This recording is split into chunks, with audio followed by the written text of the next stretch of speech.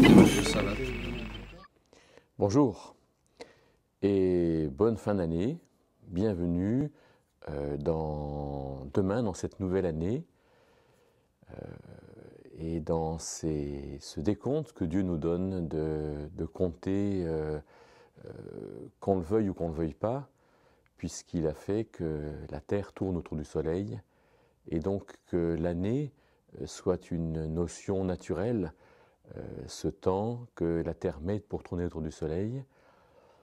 Voilà, je voudrais conclure cette année. Ce matin, en allant à mon bureau, il faisait un peu froid, il y avait du givre, il n'y avait pas grand monde sur les routes, les stores étaient baissés, on sent que c'est la fin d'année, c'est la roue libre. Voilà, c'est peut-être l'occasion aussi de vivre tranquillement. C'est cette journée que Dieu nous appelle à vivre avec une réflexion sur ce qui s'est passé et sur ce qui va venir en 2014.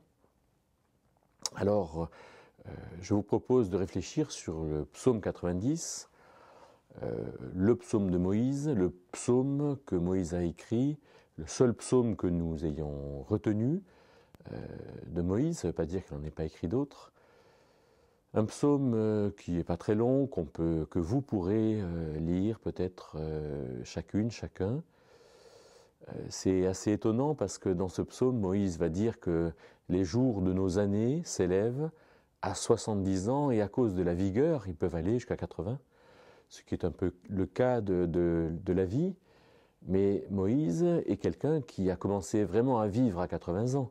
Il a eu 40 ans à la cour du roi du Pharaon, et puis 40 ans dans le désert, et ensuite il a passé 40 ans à s'occuper du peuple d'Israël. Et donc, quand il nous dit qu'on va mourir, alors c'est là où lui a commencé à vivre. Voilà déjà un paradoxe particulier. C'est donc un homme d'expérience qui a eu 80 ans de formation. On pourrait dire que pour Moïse, presque l'ensemble de sa vie, il pourrait dire qu'elle ne lui a servi à rien, puisque c'est quand il devrait être mort, quand il aurait dû être mort, qu'il a commencé à servir Dieu. Ça montre que nous avons tous un moment pour servir, quel que soit ce qu'a été notre vie dans le passé. Alors, Moïse présente les choses de manière aussi paradoxale avec Dieu qui est éternel et l'homme qui est mortel. Dieu qui est éternel, alors il le dit, tu es d'éternité en éternité, et puis il dit, tu es notre demeure, tu es notre force. C'est notre force de te savoir éternel, de te considérer finalement, non pas en dehors du temps, mais toi pour qui le temps n'est pas compté, tu vis éternellement. Et c'est notre demeure aussi, c'est-à-dire qu'on assied, nous, nos perspectives non éternelles. On a donc un ensemble d'années qui sont vraiment peu nombreuses. Le compteur passe assez vite. En 2014, j'en aurai 54. Et c'est intéressant comme Moïse va dire, tu es éternel, et il dit de génération en génération, comme si dans toutes les générations des hommes et des femmes et des enfants, alors on réalise que Dieu est éternel. Et nous rentrons dans une démarche de finitude où nos jours sont comptés parce qu'on a été chassé d'Éden, parce qu'on ne peut plus manger de l'arbre de vie qui entretenait notre vie. Et ça, on le vit de génération en génération face à un Dieu qui, lui, ne change pas. Et alors, il dit en plus de ça, par rapport à Dieu, 1000 ans pour toi sont comme un jour, c'est-à-dire que tu regardes le temps comme quelque chose de compressé, alors que nous, finalement, pourquoi est-ce qu'on stresse? C'est parce qu'on regarde le temps de manière par le petit bout de la lorgnette, comme si on n'avait pas le temps, alors qu'on a vraiment le temps de faire tout ce que Dieu nous appelle à faire. Alors après, la réflexion sur l'homme, c'est l'homme est mortel, oui, ça on le sait, on est mortel parce qu'on a été chassé d'Éden.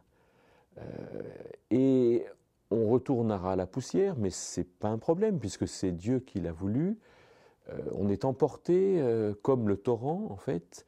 Le temps passe de manière tumultueuse, vigoureuse. Mais alors le problème, c'est que Dieu met devant nous nos fautes.